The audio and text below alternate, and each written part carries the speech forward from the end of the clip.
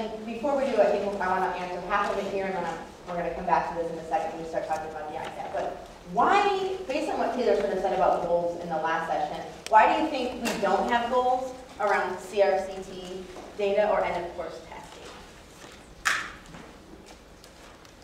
Yeah, what's your name? Warren. Warren, thanks. Just because the time that we're actually dealing with them is like 16 to 20 days of instruction, it's only 4 weeks. And, at the same time, since the core members are actually learning at the same time for the very first time how to implement these different things in the classroom, it would just be better to have the growth goal for each individual student. Okay. Yeah. Also, So what's your name, sorry? Dominique. Dominique, thanks. If you look at the just the CRCT score, you don't know specifically what standards they did or did not master. So you could be reteaching them something they already have mastered, and that would not be using this time effectively. Okay, so that's definitely one piece, and then we'll come back. One piece is sort of a logistical thing. One, our core members don't always, it depends on sort of how liberally the FA shows that data or something like that. They don't always have access to the beginning CRCT data for their students, and also they never see the results. So in terms of a goal being motivating to people, for me personally, I would love if our goal was able to be rooted in CRCT, because that's what everyone talks about anyways. If you walk around a school on any given day, people aren't saying like, you know, Philippe's growth goal is 33%, and man, I hope he gets there. You know, it's just, I mean, core members do look at that data, but the much more sort of prevalent conversation is around CRCT data, and they don't get that. They just don't. By the time the test is taken and the data comes back, core members are long gone. So in terms of being a motivating and driving force for their planning and having that mid checkpoint, we just can't do that. Or at least I have not yet found a way with the district to do that.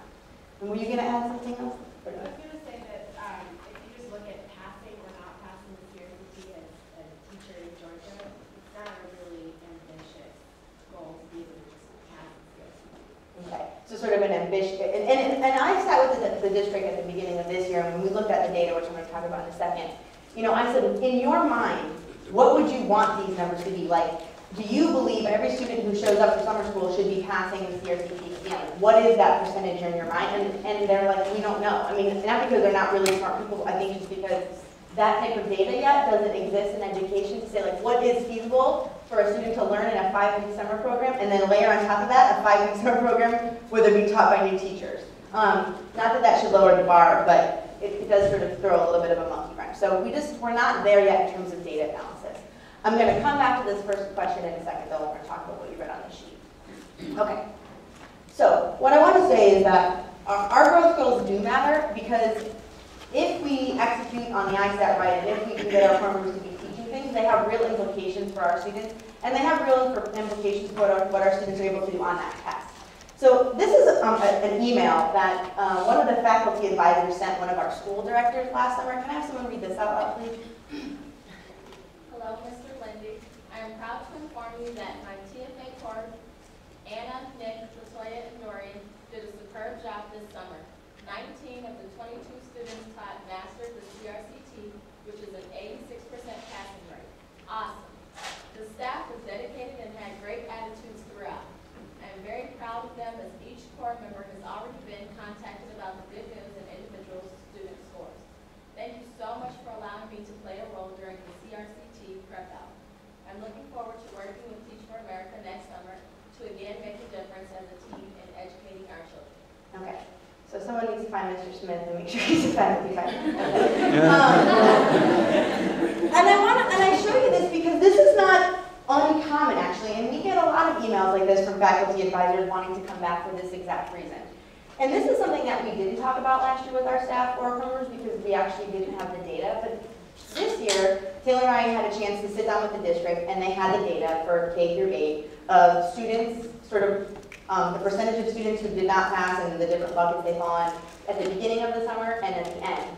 And then they had TFA classrooms and non-TFA classrooms. So there were some schools that had no TFA in Atlanta. There was within some schools, some TFA, some not. And what we looked at was that there really was no difference. In some cases, particularly in math, we actually did better. In some cases, particularly in middle school language arts, we did worse. But in most cases, we did exactly the same. And what the district people were saying is like, no one could look at this data and say that students are better off in the Teach for America from reverse classrooms. And I think that's important important to know because everyone who was on our staff last year, if they're not returning, they don't have that information now sitting in this room. And neither do the 600 core members that came to our institute last summer. But I want to make sure that that message gets to our core members this summer. Because I feel like when they're walking around campus, they want to know, like, am I really okay to be teaching this kid? Because they're so concerned that they're not the right person for that job. And we need to get them to believe that, yes, you are. And if you don't believe you are, it's time to start. And what do I need to do to help you believe that? Because it is possible. And quite frankly, I wouldn't want to do this job if I didn't think it was.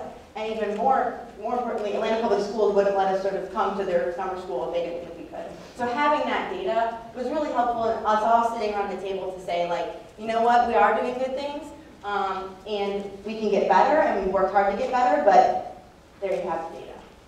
So I want to make sure it's something like everyone in this room writes down and remembers, because this is your first training, first session on this, and I guarantee you're going to forget that when summer school rolls around.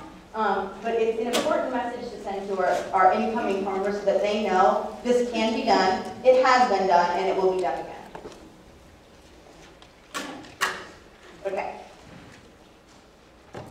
Oh, that's interesting. Okay. Okay, so invisible. Oh, okay. Okay.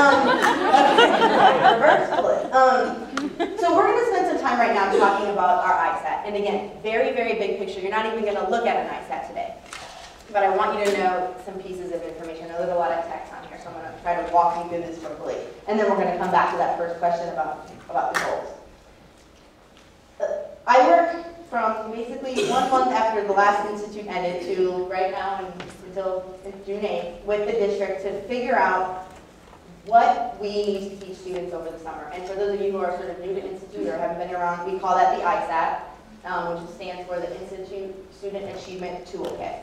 And basically it's the tool we use to let farmers know this is what you're going to be teaching this summer. Because what we found out, and what we did 2 summers ago, is we let core members sort of try to backwards plan and make a unit plan and make an assessment from a set of standards. And what we realized is that's a really hard thing to have someone do on their second day of learning about how to be a teacher. And so why don't we just like cut that step out for them? So, but then we have this other curveball of like, you know, we can't teach anything because we don't have time, to your point, Dominique, to teach something that students don't need to learn. In fact, we need to figure out exactly where they're lacking and we need to teach those things as soon as possible. So what we came up with is we looked at a couple different data points. The first thing is something called content weights. So Georgia publishes